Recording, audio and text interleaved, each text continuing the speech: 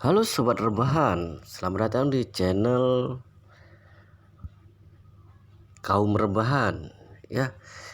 Di video ini adalah video masih novel dari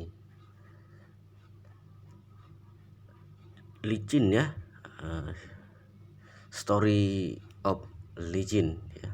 The Story of Licin ya. Sini adalah part ke-14 teman-teman ya. Jadi sebelumnya Licin ya, Licin dan mertua laki-lakinya itu ke pasar loak lah ya, pasar barang antik, dan memilih-milih barang antik. Tapi ada kejadian luar biasa ya. Si mertuanya ini sudah tertipu dengan barang palsu oleh penjual dan terjadi keributan. Selanjutnya Licin itu menemukan barang antik, sepertinya itu mengandung sesuatu yang energi yang positif gitu ya. Jadi di sini si Licin sedang ingin membeli, tetapi ada satu orang yang memaksa juga ingin mendapatkannya atau membelinya juga. Jadi ikuti terus di part 14 ini. Jangan lupa like, subscribe, komen, dan share ya, karena novel ini ceritanya sangat menarik sekali teman-teman. Jadi kita lanjutkan saja ya. Oke, jadi ceritanya ini kita lanjutkan dari keributan antara penjual barang antik dan seorang yang sepertinya kaya dan Licin yang mempertahankan batu seperti telur angsa berwarna putih. Jang Ermau adalah yang dianggap seperti orang berada ya, karena dari pakaiannya dan pengawalnya yang banyak ya. Jang Ermau itu adalah penjual teman-teman. Sorry ya, Jang Ermau itu adalah penjual barang antik tersebut ya. Ditendang hingga terjatuh, terduduk di lantai. Dia memegangi pinggang, mendengus dan mengeluh. Tuan Kin. Nah, Tuan Kin inilah yang saya maksud tadi, yang ingin berebut dengan Licin ya. Ingin membeli barang antik berupa batu bulat berwarna putih tersebut seperti telur angsa. Tuan Licin, dia tidak mau menyerahkan batunya. Aku juga tidak tahu harus berbuat apa. Sambil berkata, Jang Ermau terus mengedipkan mata pada Licin, mengisyaratkan untuk menyerahkan batu itu. Dengan melihat pakaian perilaku Licin, dia tahu bahwa Licin tidak kaya dan tidak berkuasa. Berbeda dengan Tuan Kin adalah leluhur generasi kedua yang terkenal di dunia barang antik. Dia tidak pernah kekurangan uang sejak lahir. Jang Ermau tidak ingin menyinggung Tuan Kin, tapi dia juga tidak mau melanggar aturan. Alhasil dia hanya bisa mengedipkan mata pada Licin. Licin telah melihat isyarat Jang Ermau sejak lama, tapi dia tidak menghiraukannya sama sekali. Berkata dengan tawar, tidak mau.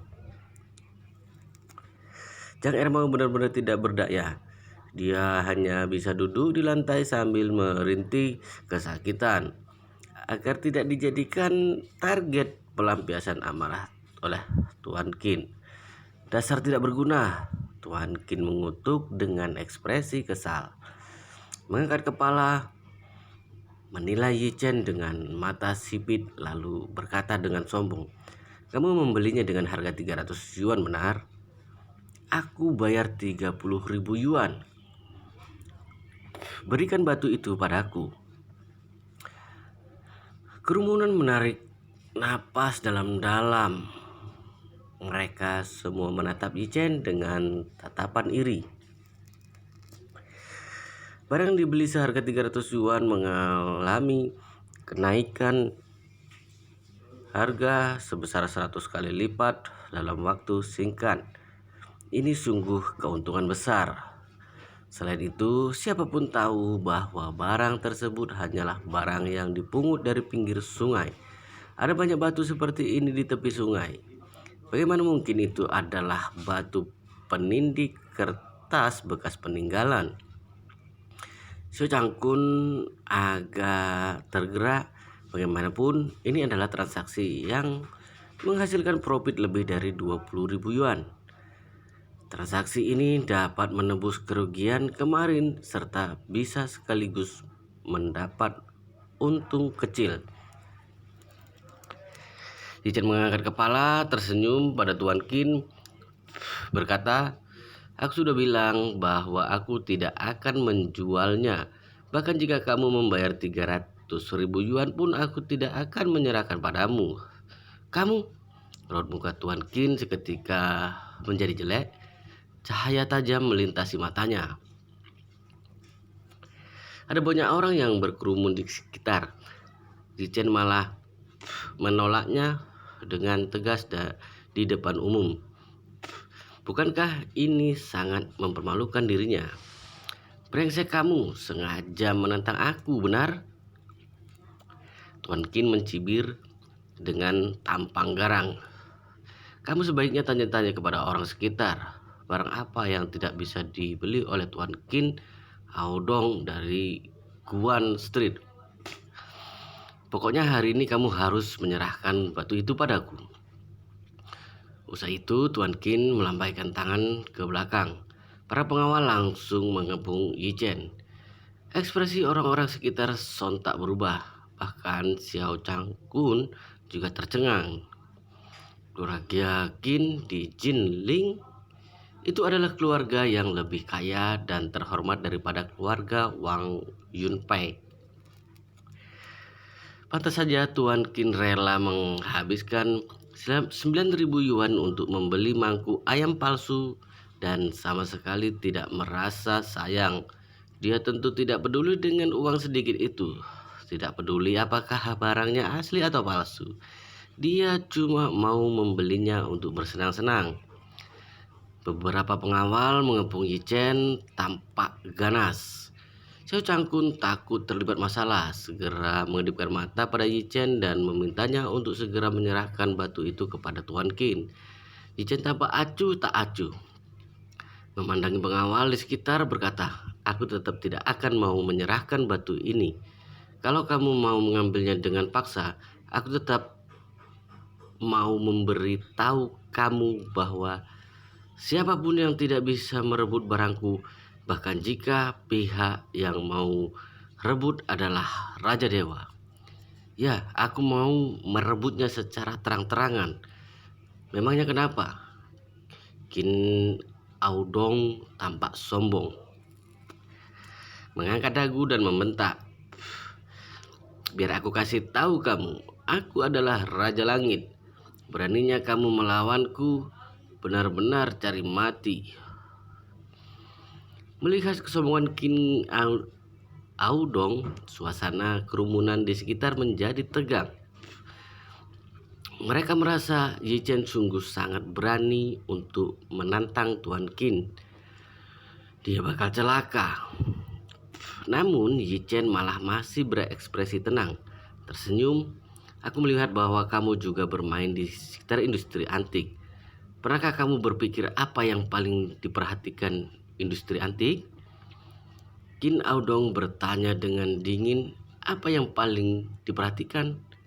Yichen tertawa dan berkata, "Tentu saja aturan yang paling diperhatikan."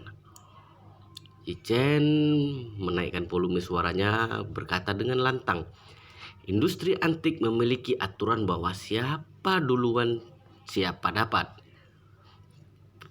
Aku yang datang duluan. Jadi walau kamu berlutut untuk memohon padaku, aku juga tidak akan memberikannya padamu. Kamu tidak boleh rebut secara paksa." Kalau hari ini kamu melanggar aturan, maka tidak akan ada seorang pun di industri antik yang mau berbisnis denganmu pada kemudian hari. Pada saat itu, Tuan Qin akan dikucilkan oleh semua orang. Begitu Ye Chen selesai bicara, Qin Aodong tercengang, ledekan kemarahan melintas di wajahnya. Memang ada aturan seperti itu di industri barang antik. Qin Aodong mengakui dirinya sendiri sebagai cendekiawan dalam industri antik, jadi dia tentu tahu tentang aturan ini. Jika kejadian hari ini tersebar keluar, agaknya toko yang biasa berbisnis dengannya bakal menghindarinya karena takut menyinggung pelanggan lain. Qin Aodong tidak menyangka Ye Chen bisa mempermalukan sedemikian parah di hadapan umum dengan hanya melontarkan beberapa kata. Dia menatap Ye Chen dengan ganas, sangat ingin menendang wajahnya, tapi dia menahan amarah di hati, menggertakkan gigi sambil berkata, "Brengsek, kamu kira aku benar-benar menyukai batumu itu? Aku cuma mau memberitahu kamu bahwa tidak semua orang bisa bermain di industri barang antik. Sebagai orang miskin, kamu seharusnya tahu diri dan segera pulang ke rumahmu untuk menanam padi. Jangan menodai keleganan barang antik, keileganan barang antik." Selesai bicara, Qin Aodong menyingsingkan lengan baju dengan wajah muram, melambaikan tangan di depan mata Ye Chen. "Buka mata anjingmu dan lihat dengan teliti. Aku beli untayan giok darah ayam ini dari Ling Nan seharga 1,5 juta yuan. Pernahkah kamu melihat barang sebagus ini?" Gelang di pergelangan tangan Qin Aodong sangat jernih, merah dan berkilau di bawah sinar matahari. Memang sangat indah. Semua orang di sekitar tercengang dan mata membelalak saat melihatnya. Zhang Ermau mengamati gelang tangan itu, tenggorokan tersendat. "Astaga, itu sungguh barang bagus." Tentu saja." Qin Aodong sangat senang dengan reaksi semua orang. Usai itu, dia melihat Ye Chen dengan tatapan menghina, lalu membuka kerah dan mengeluarkan potongan giok berbentuk labu yang tergantung di lehernya. "Lihat ini juga." Potongan kalsedon ini adalah hadiah yang diberikan kepada Kaisar Sui pada saat beliau beranjak dewasa. 88 biksu berangkat tinggi membaca parita untuk menyucikan kalsedon ini selama 108 hari. Harganya 3 juta yuan. Memakainya di tubuh bisa mengubah semua kebahayaan menjadi keberuntungan.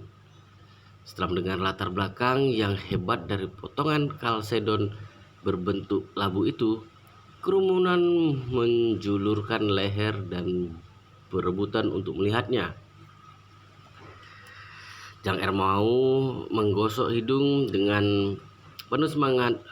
Dia seperti ditampar seseorang. Mata menatap ke giok labu itu dengan bengong. Tatapannya juga penuh keserakahan. Dia sangat ingin mendapatkan giok itu. Qin Aodong memegang labu giok sambil mencibir pada Ye Chen. Orang miskin mengoleksi jam tangan, sedangkan orang kaya mengoleksi giok. Kamu yang miskin ini bahkan tidak sanggup membeli pakaian yang lebih layak, tapi kamu malah mau bermain di industri barang antik. Sungguh konyol. Nadanya ironis, kerumunan di sekitar mulai mengamati Ye Chen dari ujung rambut sampai ujung kaki. Memang Ye Chen tidak terlihat seperti orang kaya.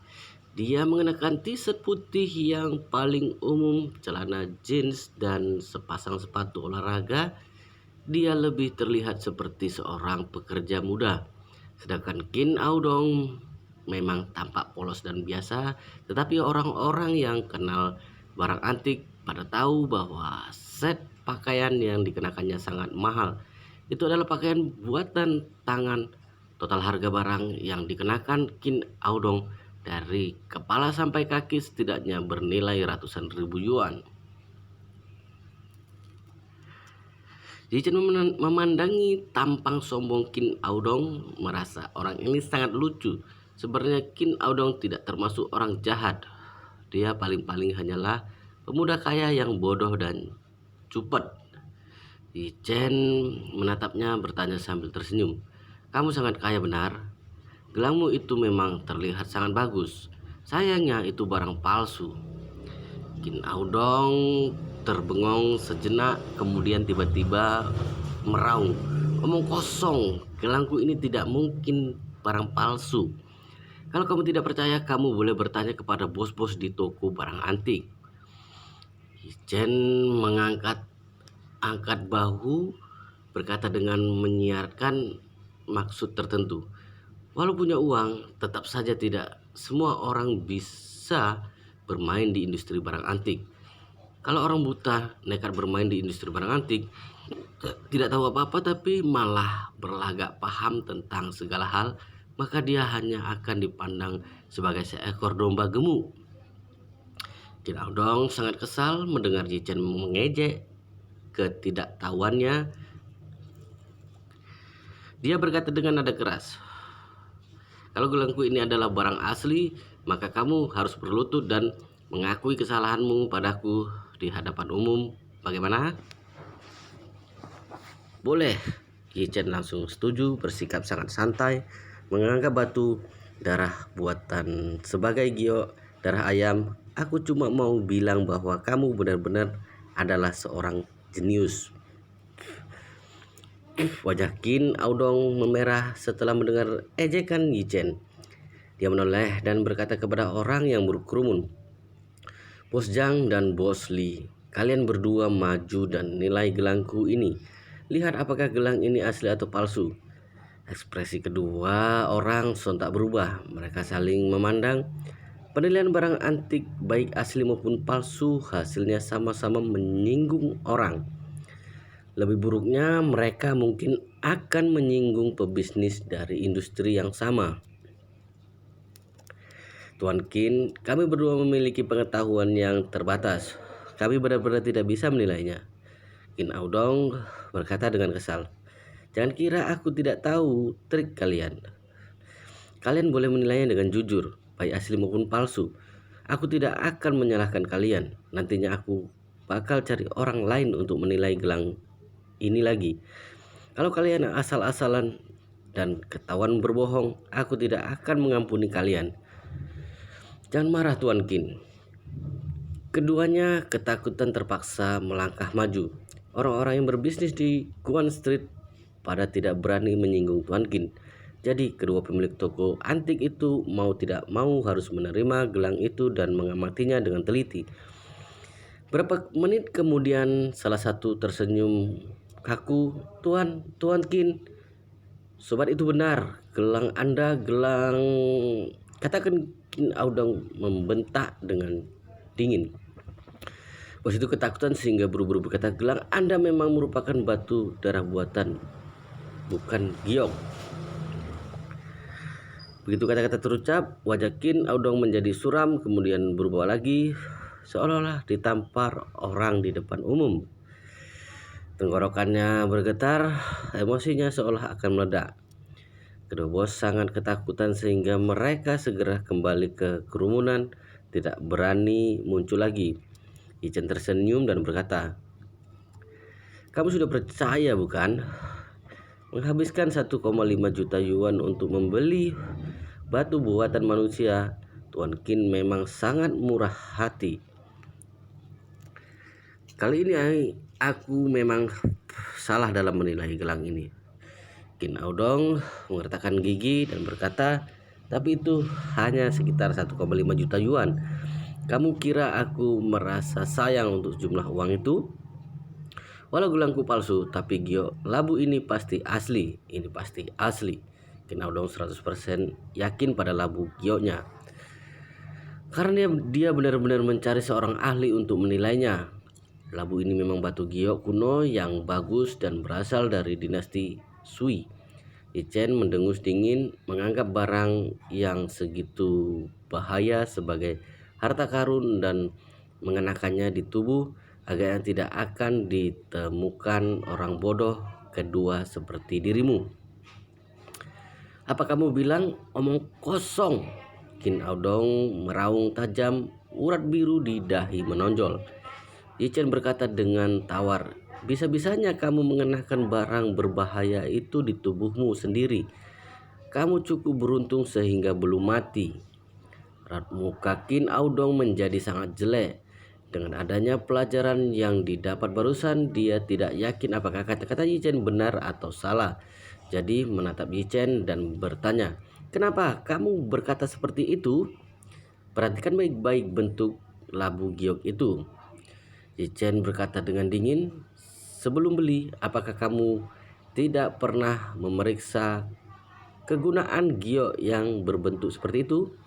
Qin Aodong berteriak dengan sangat tidak percaya diri, ini adalah hadiah Kaisar Sui saat beranjak dewasa. Labu melambangkan keberuntungan. Semua orang yang bermain giok tahu tentang ini. Aku tahu hal ini lebih baik daripada kamu. Kamu tahu apaan? Melihat Qin Aodong bersikukuh, Yichen menggelengkan kepala, mencibir dengan penuh hinaan. Kamu bahkan tidak tahu perbedaan antara labu dan giok penyumbat. Pepatah lama mengatakan emas dan giok menutupi 9 lubang. Orang mati tidak membusuk. Kamu tahu kalimat ini bukan? Emas, giok, dan orang mati apaan? Qin Aodong bingung. Wajah Yichen tampak tidak berdaya, seolah mengekspresikan bahwa aku tidak mampu mengajar bocah ini. Dia menggelengkan kepalanya dan berkata, kamu tidak tahu? Giok penyumbat 9 lubang pernah dengar tidak? Giok penyumbat 9 lubang? Qin Aodong semakin bingung menatap Yichen dengan linglung. Meskipun Qin Aodong menyukai barang antik, tapi dia tidak punya niat untuk mendalaminya. Apa yang dikatakan orang sebagai barang bagus, dia pun akan membelinya dan berlagak keren di depan orang-orang. Bodoh, Yichen mencibir. Giok penyumbat 9 lubang adalah giok yang digunakan untuk menyumbat 9 lubang orang mati. Lubang telinga, hidung, mulut, dan mata, semua itu ada 7 lubang. Kemudian ditambah dengan lubang penis dan lubang anus. Orang mati, Qin Aodong menganga. Kedua mata membelalak. Dia sekilas melihat batu giok yang tergantung di lehernya dengan tatapan tidak percaya. Sekejur tubuh langsung merinding. Barang ini dipakai oleh mayat? Yichen berkata dengan nada mengejek. Sepertinya kamu benar-benar tidak mengerti barang di tanganmu itu digunakan menutup lubang pembuangan orang mati, yaitu anus. Kamu malah memakainya di lehermu. Apakah kamu tidak merasa bau? Qin Aodong tidak bisa berkata-kata lagi. Dia memelototi giok labu di tangan. Perasaan mual yang kuat seketika melonjak. Giok labu ini ternyata digunakan untuk menyumbat tempat itu. Dirinya malah menganggapnya sebagai harta pembawa keberuntungan dan menggantungkannya di leher selama 3 tahun. Hal yang paling menjebalkan adalah karena dia terlalu menyukai benda ini sehingga dia sering meletakkannya di antara bibir. Bukankah ini berarti dia secara tidak langsung memakan kotoran orang dahulu? Qin Aodong tidak tahan lagi membungkuk dan mulai muntah-muntah. Kerumunan yang tadinya masih berebut untuk melihat giok menatapnya dengan tatapan ironis.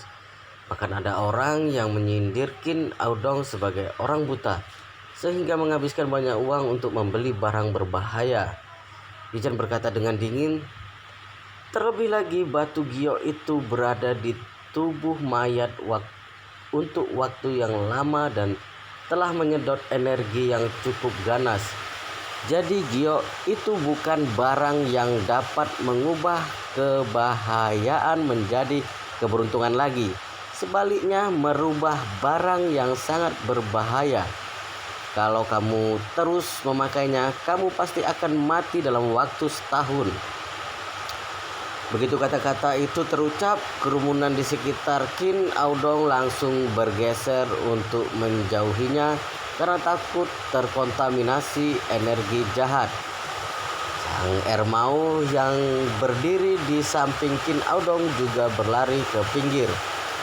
Meskipun dia bukan ahli dan biasanya sering melakukan bisnis penipuan, tapi dia pernah bergaul dengan para perampok kuburan. Dia tahu bahwa kata-kata Yi Chen bukan bohongan belaka. Qin Audong juga ketakutan.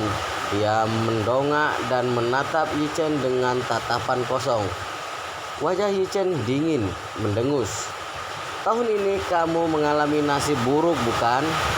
Kamu pernah mengalami bencana berdarah seperti kecelakaan mobil, benar? Qin Audong menatap Yi Chen dengan tatapan kosong, benar-benar terbengong. Tahun ini dia memang mengalami nasib buruk dan dia baru saja mengalami kecelakaan mobil di awal tahun. Jika bukan karena dia membawa Hummer yang tahan tabrakan, dia agaknya sudah menemui ajal sejak lama.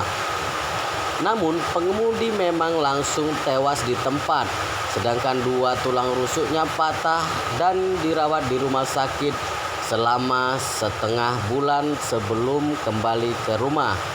Qin Audong berkeringat dingin.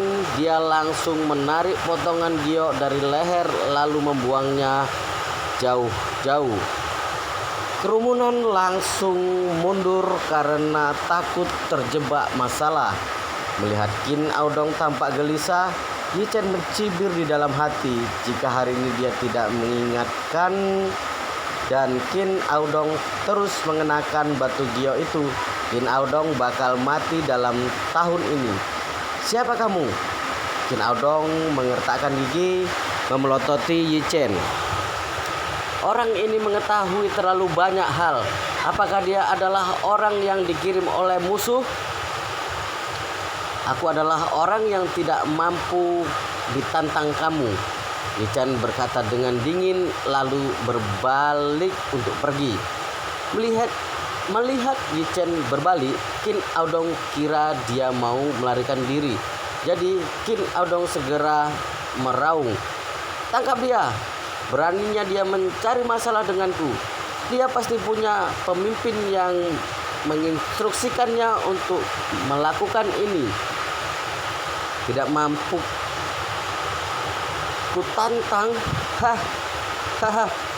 Dia di seluruh kota Jinling tidak ada orang yang tidak mampu kutantang. Tahan dia, patahkan kakinya. Tanya siapa pemimpinnya. Beraninya dia mencari masalah dengan keluarga Qin." Dia yakin bahwa Yi Chen adalah orang yang dikirim oleh lawan bisnis. Jika tidak, bagaimana mungkin Yi Chen bisa tahu tentang kecelakaan mobil yang dialaminya? Beberapa pengawal segera bertindak bergegas untuk menghalangi Yi Chen. 2 pengawal lainnya melangkah di hadapan Xiao Changkun, mengeluarkan tangan hendak menangkapnya. Xiao Changkun sangat ketakutan. Dia tidak menyangka dirinya akan bertemu masalah seperti ini ketika keluar untuk berburu barang antik.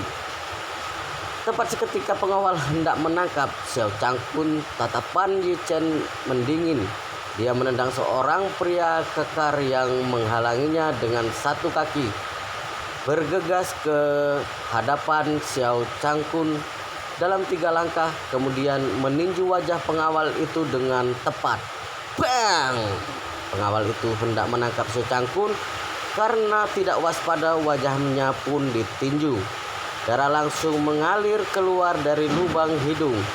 Dia menutupi wajah dan mundur. Melihat Yi Chen beraksi, pengawal lainnya segera mengeluarkan tongkat listrik, bergegas ke arah Yi Chen dengan ganas. Ah, Xiao Changkun berteriak ketakutan. Yi Chen, lari!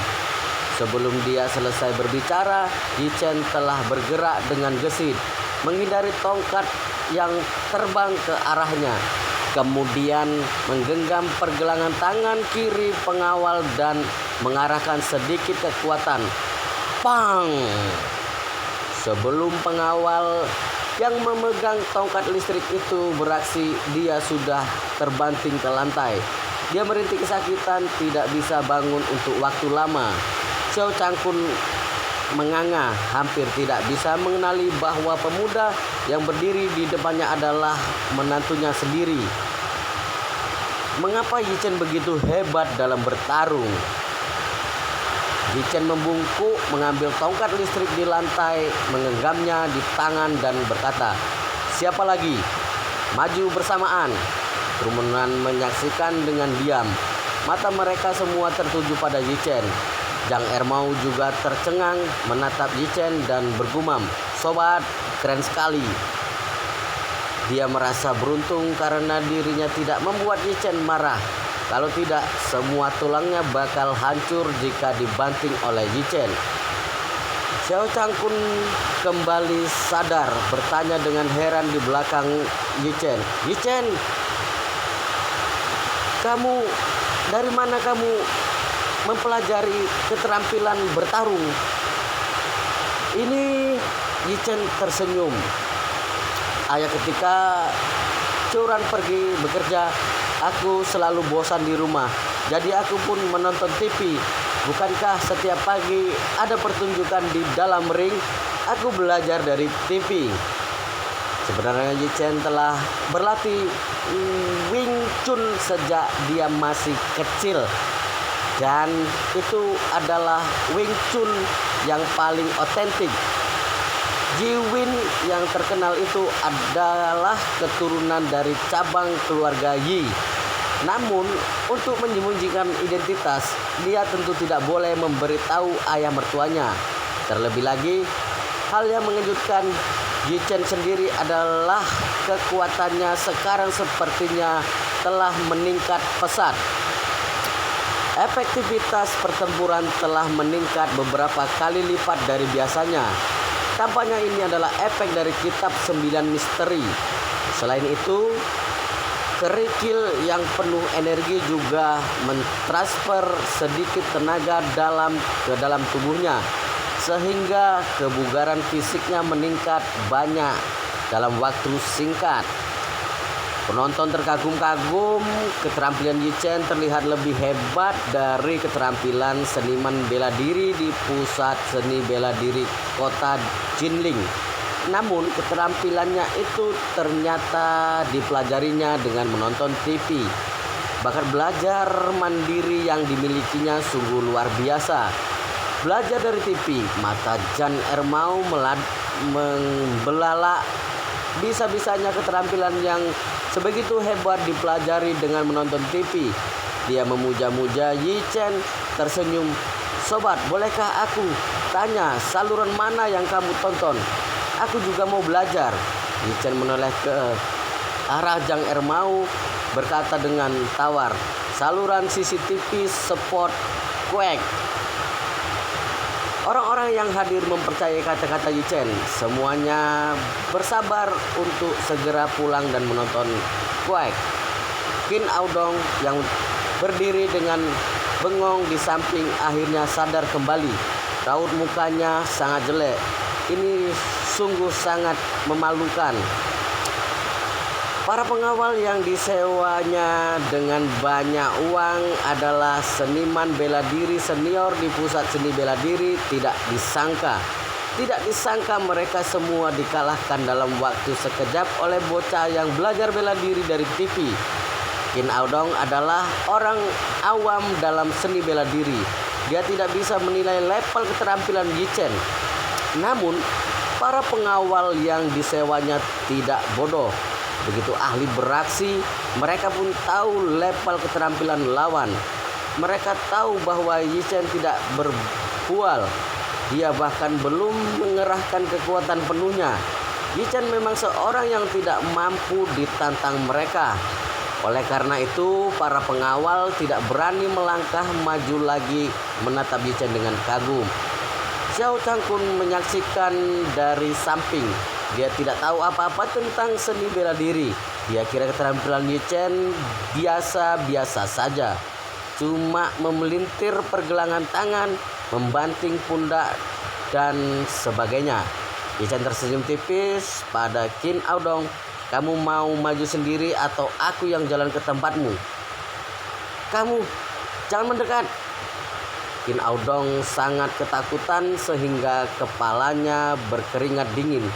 Dia tanpa sadar melangkah mundur. Melihat tampang pengecut itu, Yi Chen mendengus dingin berjalan ke arahnya. Qin Aodong menatap Yi Chen dengan ngeri, buru-buru melangkah mundur. Jika dia dibanting oleh Yi Chen, dia bakal harus dirawat di rumah sakit selama setengah bulan. Pada saat ini pula, sebuah mobil BMW hitam melaju perlahan dari sudut jalan dan berhenti tidak jauh dari mereka. Sopir segera membuka pintu, mempersilakan seseorang keluar dari mobil. Melihat itu, Qin Aodong sangat senang. Dia langsung berteriak, "Kak, aku dipukuli orang, tolong aku." Yi Chen mendongak. Terlihat kerumunan menyamping untuk memberi jalan. Seorang wanita dengan pakaian olahraga ketat berwarna hitam sedang berjalan kemari. Pakaian olahraga yang ketat menguraikan postur tubuh wanita dengan sempurna. Wajahnya memasang ekspresi marah, beraura heroik. Itu adalah kakaknya Tuan Qin, Qin Aoksu. Seorang di antara kerumunan tiba-tiba berteriak kaget, menggemparkan kerumunan.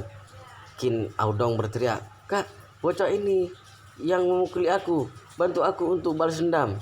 Setelah Qin Aoksu mendekat, dia memandangi para pengawal yang tergeletak di lantai lalu menatap Yi Chen dengan tatapan dingin.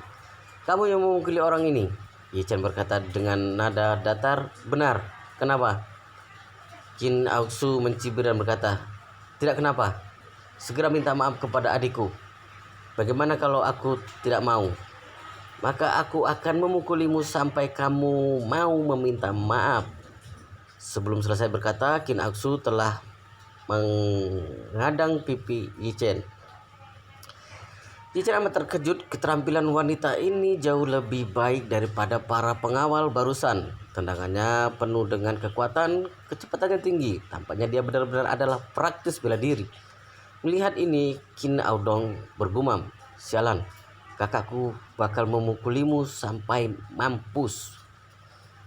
Kakaknya telah berlatih seni bela diri selama bertahun-tahun, mahir dalam seni bela diri kuno dan keterampilan Sun Sanda.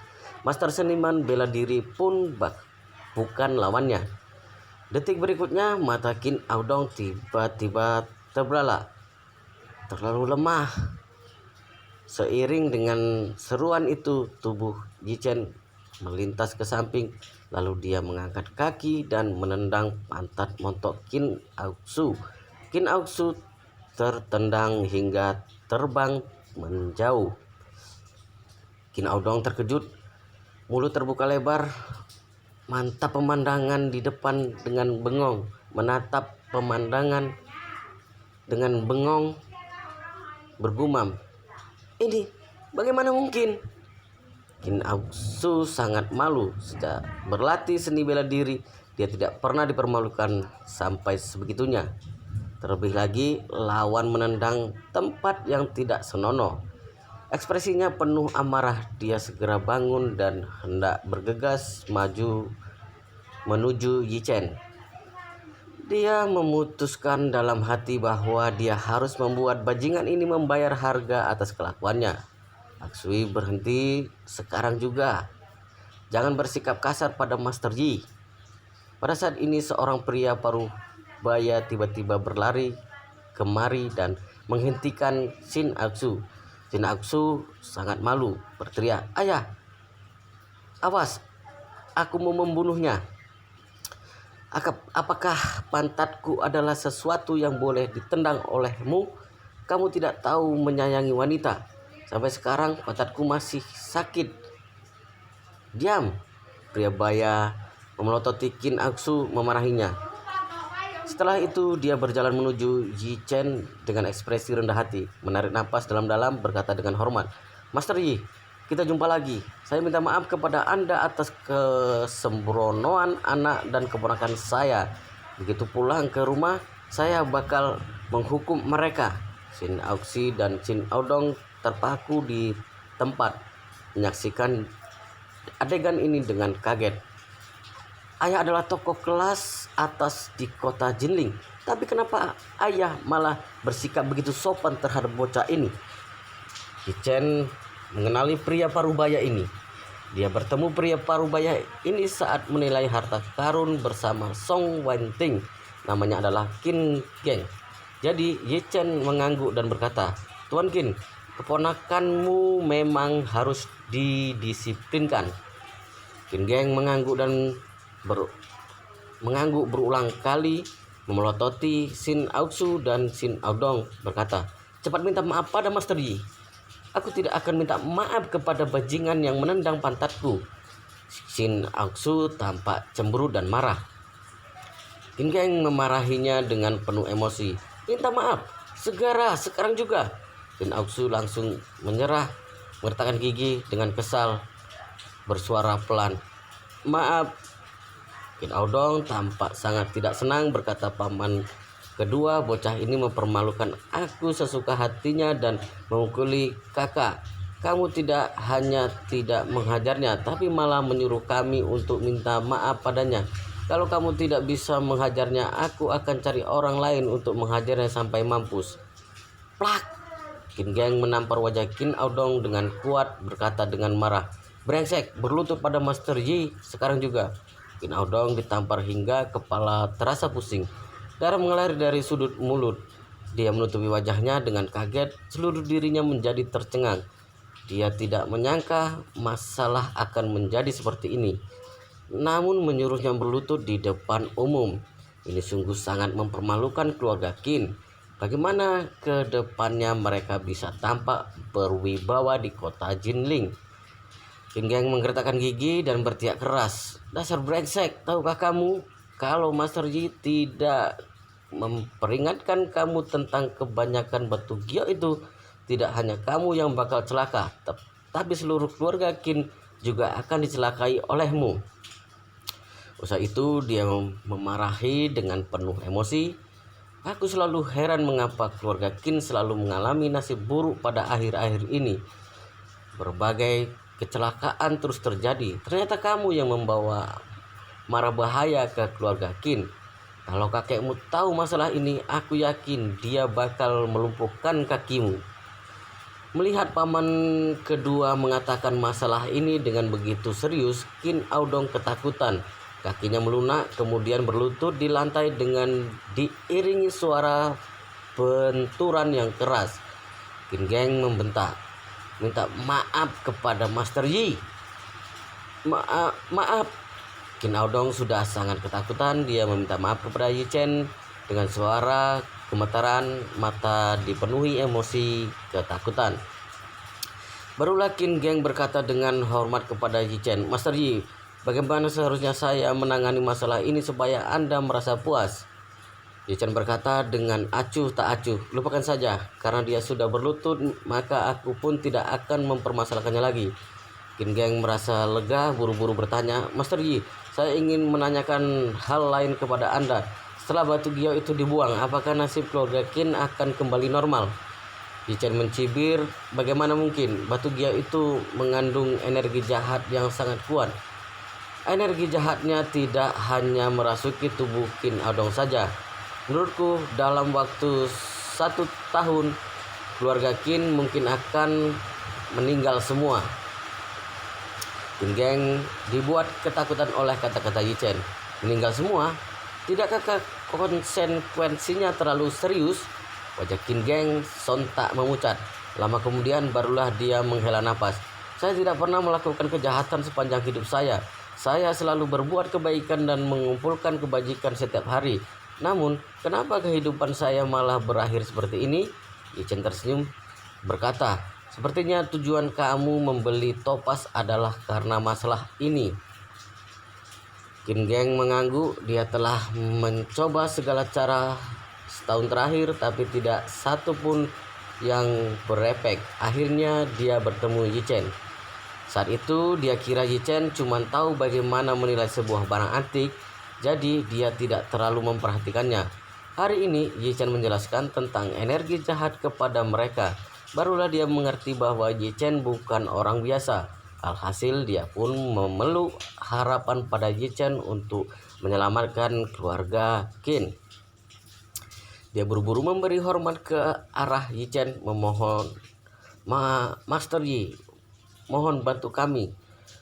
Selesai berkata, dia membisikkan beberapa kata kepada asisten di samping. Asisten segera berbalik dan pergi. Yi Chen tersenyum tipis dan berkata, Presiden Qin, sebaiknya kalian menyelesaikan urusan keluarga sendiri secara pribadi. Yi Chen tidak memiliki banyak hubungan dengan keluarga Qin. Dia juga baru bertemu saat kali dengan Qin Geng. Terlebih lagi, Qin Audong baru saja menyinggung dirinya. Namun King Aoksu yang tampak cemburut itu cukup cantik. Gadis kecil berpostur tubuh mantap, dada berisi dan pantat montok. Selain itu, dia juga memiliki karakter yang galak, agak temperamental. Tapi baik cantik maupun tidak cantik, apa hubungannya dengan dia? Pertama, wanita ini bukan istrinya. Kedua, wanita ini tidak tidur dengannya. Oleh karena itu, Yi Chen sama sekali tidak punya alasan untuk membantu keluarga Qin. Namun, bagaimana mungkin Qin Geng rela melepaskan kesempatan untuk menyelamatkan keluarga? Dia segera membungkuk dan berkata, mohon Master Yi bisa memberikan petunjuk. Qin Geng memandang Yi Chen dengan saleh, membungkuk 90 derajat, mengambil postur yang sangat rendah diri. Tapi Yi Chen tetap tidak tergerak. Melihat Yi Chen acuh tak acuh, Qin Geng langsung berlutut di lantai. Melihat ini, Qin Aoksu langsung ikut berlutut tanpa ragu-ragu. Dia berlutut di hadapan Yi Chen, memohon dengan getir, Master Yi, tadi saya terlalu sembrono sehingga membuat Anda marah. Mohon tidak mengambil hati. Nasib keluarga Qin berada di tangan Anda. Saya mohon bantuan Anda.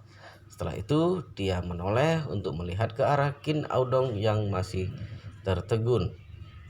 Memberinya tamparan nyaring lalu mengutuk. Qin Audong, kamu yang menimbulkan semua masalah ini. Kamu yang membawa pulang barang aneh yang berbahaya itu. Kamu yang mencelakai seluruh keluarga Qin. Kamu juga yang menyinggung Master Yi. Cepat bersujud pada Master Yi sekarang juga. Mohon bantuan Master Yi. Qin Audong benar-benar ketakutan. Dia benar-benar tidak menyangka bahwa ketidaklancaran keluarga Qin dan kecelakaan yang dialami dirinya ternyata disebabkan oleh batu giok tersebut. Sekarang dirinya tidak bisa terlepas dari tanggung jawab. Terlebih lagi, dirinya bahkan menyinggung Master Yi yang merupakan satu-satunya orang yang bisa menyelesaikan segalanya. Dia takut begitu pulang ke rumah dirinya akan dipukul hingga sekarat oleh anggota keluarga. Jadi dia segera berlutut di lantai dan bersujud kepada Yi Chen. Memohon, Master, saya telah bersalah. Master, saya bodoh dan ceroboh. Saya tidak tahu diri. Saya tidak sadar diri. Mohon maafkan saya. Master, mohon bantu keluarga Qin. Saya bersujud padamu. Usai itu, Qin Audong membenturkan kepalanya ke lantai beton dengan kuat. Pada saat ini, asisten Qin Geng berlari kembali dan menyerahkan sebuah kado. Qin Geng buru-buru menyodorkan kepada Yi Chen dengan penuh hormat, berkata dengan rendah hati, Master Yi, ini adalah gelang giok termahal di Jet Court. Harganya lebih dari 6 juta yuan. Harap Master Yi bisa menerimanya dengan senang hati. Yi Chen memandangi dengan acuh tak acuh pada hadiah di tangan Qin Geng. Itu adalah gelang biji es batu giok tua. Tekanan zat cairnya sangat bagus. Penampilannya sangat jernih bening seperti kaca. Meskipun itu tidak sebagus kalung giok yang diberikan kepada Xiao Churan, tapi itu sudah terhitung bagus jika dijadikan sebagai gelang. Orang-orang di sekitar melihatnya sampai terengah-engah. Semua orang tahu gelang ini, gelang termahal di Jet Court. Harganya melebihi 6 juta yuan. Tapi Qin Geng langsung meminta asisten untuk membeli dan memberikannya kepada Yi Chen, serta memohon Yi Chen untuk menerimanya. Dapat dilihat betapa kuatnya keinginan dia untuk menyenangkan Yi Chen. Apa identitas Yi Chen? Ayah mertua Yi Chen tercengang, dia tidak pernah bertemu hal tak terduga seperti ini dalam sepanjang hidupnya. Yi Chen melihat gelang giok tersebut, tidak menerimanya. Dia hanya menoleh ke arah Qin Geng sambil tersenyum dan berkata, "Presiden Qin, kenapa kamu merasa bahwa aku pasti punya cara untuk menangani energi jahat itu?" Qin Geng berkata dengan saleh, "Jika Master Yi tidak bisa menanganinya, maka mungkin tidak akan ada orang lain di dunia ini yang bisa menanganinya." Yi Chen tersenyum tertawa. Qin Geng benar. Dia memang punya cara untuk menanganinya. Ada catatan tentang energi jahat semacam ini di dalam kitab 9 misteri. Cara penanganannya juga tertulis dengan sangat jelas. Yi Chen sekilas melirik gelang giok itu lalu menerimanya. Gelang giok sangat jernih, pasti akan terlihat sangat indah jika dikenakan di pergelangan tangan istrinya, Xiao Churan. Mengenai Qin Geng, sejujurnya dia memang bukan orang jahat. Dia cuma tidak mengajarkan keturunannya dengan baik. Tapi kesalahannya itu tidak berujung pada kematian. Karena dia telah memohon pada dirinya dengan begitu saleh, maka tidak ada salahnya untuk membantu dia. Oleh karena itu, Yi Chen berkata, "Baiklah, karena kamu telah memohon padaku, maka aku pun akan memberimu muka." Usai itu, Yi Chen menyimpan gelang tersebut. Melihat Yi Chen menyimpan gelang, Qin Geng sangat senang. Dia segera menggugurkan badan. Master Yi, keluarga Qin memegang sedikit kuasa di kota Jinling. Setelah energi jahat tersingkir, jika kedepannya Master Yi membutuhkan keluarga Qin untuk melakukan sesuatu, maka saya pasti akan melakukannya yang terbaik untuk memenuhi permintaan Master Yi. Kerumunan di sekitar mulai bising. Mereka semua terkejut saat mendengar kata-kata itu. Keluarga Qin benar-benar menyerahkan semuanya. Yi Chen berpikir sejenak lalu berkata, "Kalau begitu, aku akan membantumu kali ini." Ini juga menandakan bahwa keluarga Qin tidak seharusnya berakhir begitu cepat. Qin Geng segera membenturkan kepalanya, berkata dengan semangat, "Silakan beraksi, Master Yi." Yi Chen meminta selembar jimat kertas kuning dan cinnabar dari toko antik di sebelah, menggambar beberapa goresan di atas kertas kuning, kemudian menyerahkan kepada Qin Geng.